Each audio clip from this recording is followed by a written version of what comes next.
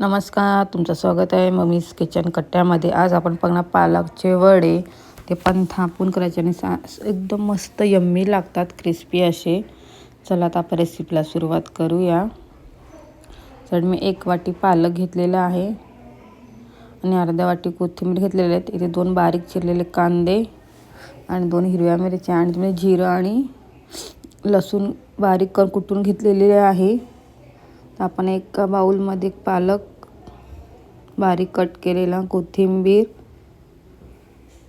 त्यासोबत ह्याच्यात आपल्याला ॲड करायचं आहे मिरची टाकायची। तुम्हाला तिखट हवी तुम्ही मिरच्या वाढवू शकता।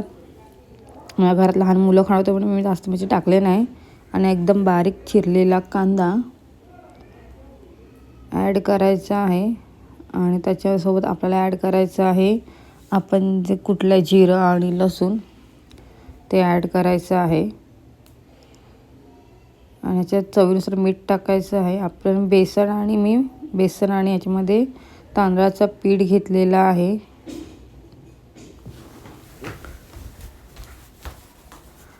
आता आपल्याला सगळं एकजीव करून छान मिक्स करून घ्यायचं आहे आधी, नंतर मग पाणी ॲड करायचं आहे। सगळं छान मिक्स करून घ्यायचं आहे व्यवस्थित आणि चवीनुसार आपल्याला मीठ टाकायचं आहे आपल्या अंदाजानुसार। आणि खूप छान लागतात, टेस्टी लागतात खायला। आता पालक आलेले आहेत बाजारामध्ये, तर त्याच्यामध्ये थोडं थोडं असं करून ॲड करते पाणी आणि छान हे मिक्स करून घ्यायचे आपल्याला व्यवस्थित। भजी खाताना ऑइली होतं म्हणून पालकाचे वडे आणलेले आहेत, खूप यम्मी अँड टेस्टी। आता असं फटाफट सगळं छान व्यवस्थित मिक्स करून घ्यायचे आपल्याला। मी एका हातात मोबाईल पकडले आणि एका हाताने करत आहे, सो त्याच्यामुळे प्रॉब्लेम येत आहे। तुम्ही पण नक्की ट्राय करा आणि मला कमेंट करून सांगा कसे झाले होते। आता मी रोजच्या रोज व्हिडिओ टाकण्याचा प्रयत्न करणार आहे सध्या। तुम्ही बघू शकता आपल्या आता वडे सगळे छान मिक्स करून घेतलेलं आहे। जे तांदळाचे पीठ टाकल्याने थोडासा क्रिस्पीपणा येतो, त्याच्यामुळे तांदळाचं पीठ आपल्याला ॲड करायचं आहे बेसनासोबत। आता आपले फ्राय पॅनमध्ये तेल गरम झालेलं आहे। आता आपण एक एक वडे थापायचे आहेत अशा प्रकारे एक एक भजी अशी थापून घ्यायची आहे त्याच्यावरती फ्राय पॅनवर डायरेक्ट।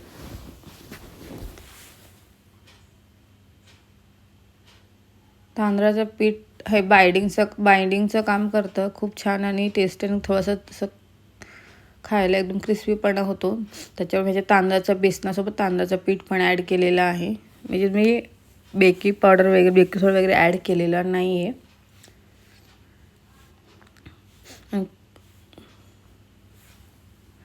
तर अशा प्रकारे आपण सगळे एकसाथ टाकून घ्यायचे आहेत, तर वडे थापायचे आहेत। आपण नेहमी भजी करतो त्याप्रमाणे ही भजी करायची आहे। तर आता आपण भेटूया नेक्स्ट व्लॉगमध्ये। आता मी रोजच्या रोज व्हिडिओ टाकण्याचा प्रयत्न करणार आहे। हे बघा, तुम्ही पाहू शकता आपले सगळे वडे थापून झालेले आहेत। एक साईडची भजी शिजली, फ्राय झाले की पलटून घ्यायची आहेत। अशा प्रकारे सगळ्या भाज्या पलटून घेतलेल्या आहेत आणि गरमागरम भातासोबत खायला खूप छान यम्मी आणि टेस्टी लागते। चला आता भेटूया नेक्स्ट व्लॉगमध्ये। Bye bye, take care.